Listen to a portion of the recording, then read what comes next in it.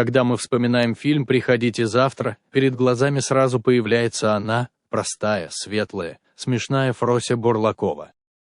Девушка из глубинки с невероятным голосом и добрым сердцем.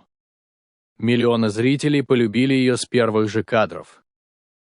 Но мало кто задумывается, какой ценой актрисе Екатерине Савиновой досталась эта всенародная любовь. За искренней улыбкой на экране скрывалась тяжелая болезнь, одиночество и многолетняя внутренняя борьба, о которой тогда почти не говорили вслух.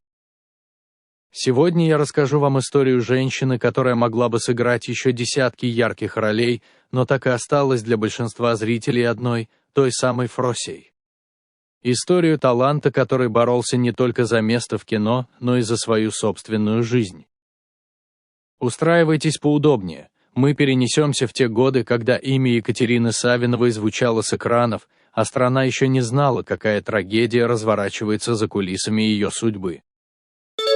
Детство, путь к профессии, успех. Екатерина Савинова родилась в простой семье, далеко от столичной суеты. Как и у многих будущих артистов, ее путь начинался не с больших сцен, а с маленьких выступлений, в школе, в кружках, на самодеятельности. Еще в детстве стало ясно, у Кати необыкновенный голос. Сильный, звонкий, с особой интонацией, которую невозможно спутать ни с какой другой. Но вместо того, чтобы идти по легкому пути, она выбрала серьезное профессиональное образование. Екатерина поступает в АВГИК, одно из главных училищ для будущих звезд советского кино. Там ей приходилось непросто. Конкуренция, строгие педагоги, высокая планка. Но трудолюбие и упорство сделали свое дело, ее заметили. Понемногу появляются первые роли, съемки, маленькие эпизоды. А затем случается то, что навсегда впишет ее имя в историю кино, фильм «Приходите завтра». Роль Фроси Бурлаковой стала для Савиновой и подарком судьбы, и испытанием. Она не просто сыграла провинциалку, она буквально прожила ее на экране. Наивность, открытость, внутренняя чистота – все это было очень близко самой Екатерине. Зрители влюбились в Фросю сразу. Фильм стал невероятно популярным. Песни из него начали петь по всей стране, а голос Савиновой звучал по радио, в домах, в клубах.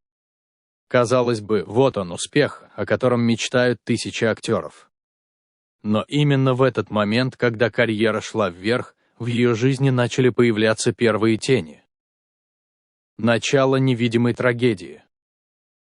Постепенно близкие стали замечать, что с Екатериной что-то происходит. Сначала это казалось просто усталостью, тяжелые съемки, постоянная занятость, эмоциональное выгорание. Но со временем в поведении актрисы стало появляться все больше тревожных моментов. Она могла внезапно замкнуться в себе, стать подозрительной, болезненно реагировать на мелочи. Настроение резко менялось, от радости и подъема к слезам и тревоге. Врачи ставят диагноз «велотекущая шизофрения». Слова, которые в те годы звучали как приговор. Психиатрия того времени была далека от современных подходов, мало эффективных лекарств, жесткие методы лечения и, главное, огромное клеймо, которое ставило общество. Для актрисы, чья профессия связана с эмоциями, с внутренней свободой, с постоянным вниманием публики, такой диагноз становился не только медицинской, но и человеческой катастрофой. Болезнь начинала незаметно отнимать у нее привычную жизнь.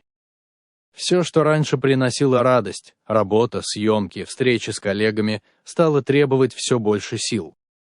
Там, где раньше хватало энергии и таланта, теперь приходилось буквально заставлять себя жить обычной жизнью. Борьба с болезнью, внутренний распад, страх за семью. Екатерина чувствовала, что с ней что-то происходит. Были периоды, когда становилось легче. Она шутила, пела, увлекалась делами по дому, радовалась мелочам. Но затем волной накатывали темные дни, тревога, подозрительность, слезы без видимой причины. Она пыталась с этим бороться по-своему. Больше работать, больше помогать по дому, отвлекаться на быт, на сына, на мелкие заботы. Но болезнь не отступала. Все чаще ей казалось, что она может навредить близким, не потому что хочет этого, а будто бы не владея собой. Особенно страшно было за ребенка. В воспоминаниях близких звучит один и тот же мотив. Екатерина панически боялась, что ее состояние однажды отразится на нем. Она все больше замыкалась в себе, старалась меньше показывать свое состояние даже мужу.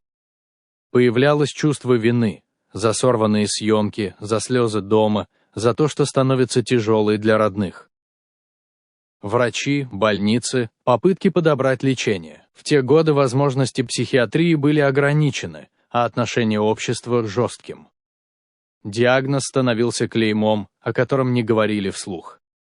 И каждый новый приступ только усиливал ее внутреннее ощущение безысходности. С одной стороны, любящая семья, вера мужа, забота о сыне.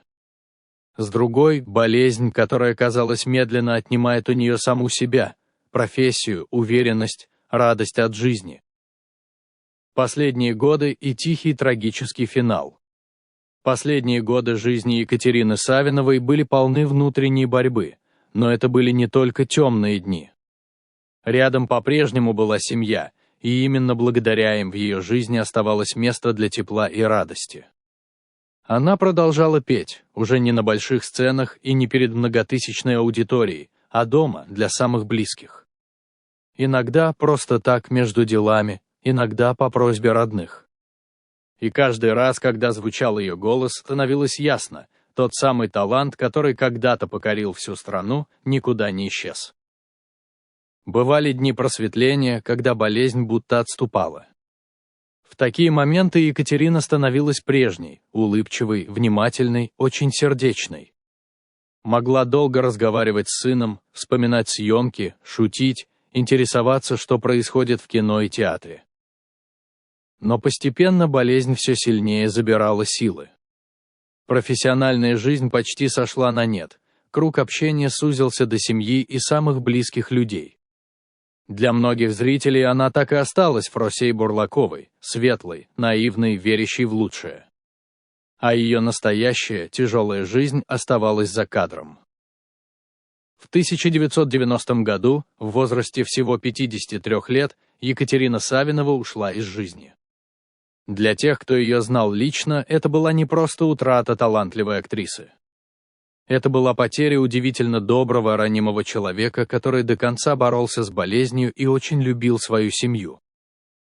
Сегодня, спустя десятилетия, ее роли продолжают жить.